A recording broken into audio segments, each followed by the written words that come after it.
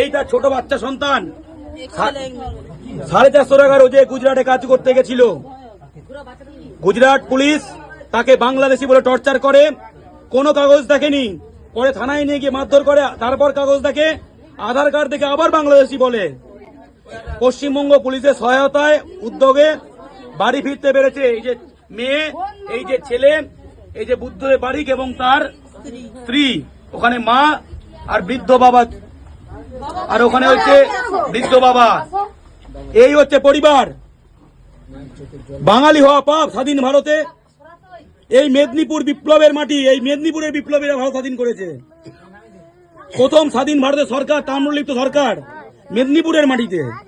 সেই মেদিনীপুরের মাটির সন্তান বুদ্ধদেব বারিকদের পিঠে বুটের ক্ষত গুজরাট পুলিশের বাংলাদেশি বলে পিটিয়েছে, বেনাগরিক বলে। স্বাধীন ভারতে আমরা বেনাগরিক? এই প্রশ্ন থাকছে বাঙালির প্রতি, এই প্রশ্ন থাকছে সবার প্রতি। আমরা এই অত্যাচারের বিচার চাই।